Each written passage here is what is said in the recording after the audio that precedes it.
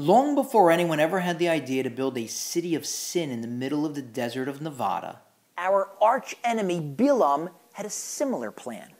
At the end of last week's Torah portion, when his attempt to curse the Jews failed, he went to plan B. He told his colleague, King Balak, who had hired him, to instead of trying to curse the Jews, to round up all the very attractive non-Jewish women in his nation, to build a marketplace, to send those young women in, to seduce the Jewish men, and to also convince those men to worship idols.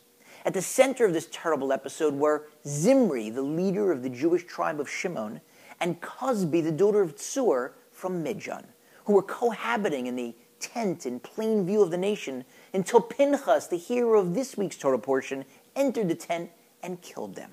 Now, Cozbi bas Tzur, Cozbi, the daughter of Tzur, that's not her actual name, that woman from Midian. Her real name was Shevilnai, and her father, Tzur, is known to us by a different name. Her father, Tzur, was none other than King Balak himself. Cozbi was the princess.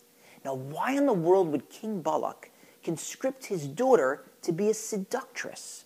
The Medrash answers that question. It tells us that when Balak originally heard Bilam's plan, he balked. He said, "The young girls from my nation won't agree to do this." And Bilam said, "Yes, they will. Send your daughter first. Once the princess goes, all the other young women will follow suit." And it worked. The Talmud tells us that the reason for her nickname, Cozbi, is that that name includes the root word in Hebrew for deceit, because she deceived her father. Her father had told her to seduce a very specific Jewish man, and she instead consorted with Zimri. In fact, Zimri, we're told, intercepted her amorous advances. When she told him who she was heading to seduce, Zimri said, "No, you don't want him. I'm more important than him. The guy you're looking for is only the prince of the third of the Jewish tribes. I'm the prince. I'm the leader of the second of the tribes." So who was her original target? Who did King Balak tell his daughter Cozbi to seduce? None other than Moses, Moshe himself. Now, I don't know whether that seduction was ever attempted, and I'd like to think that if it was, it never would have gotten off the ground. But the mere fact that King Balak thought that Moshe, of all people, might be susceptible to that type of temptation should give us all pause. We've seen throughout history presidents, kings, governors, tycoons, legislators, senators risk everything, their wealth, their honor, their prestige, their power, all for a foolish fling. Why? Because that voice, the voice of the evil inclination, told them, tells us that it can't possibly get any better than this.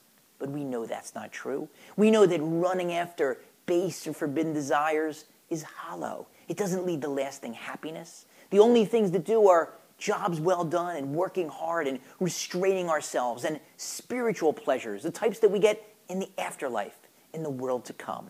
But even though we know that in our heads, we may not always act that way because sin crouches at the door and all of us have to be ever vigilant. Many years ago while I was in college, I had a discussion with a woman with whom I was friendly. And she said to me, "You know, I'm jealous of you." I said, "Why is that?" She said, "Because you're religious." I said, "Why does that make you jealous?" She said, "Well, because you have no desires." I said, "Run that by me again?" She said, "Yeah, you're religious, so you have no desires." I said, "Oh, I get it, but you're missing something important.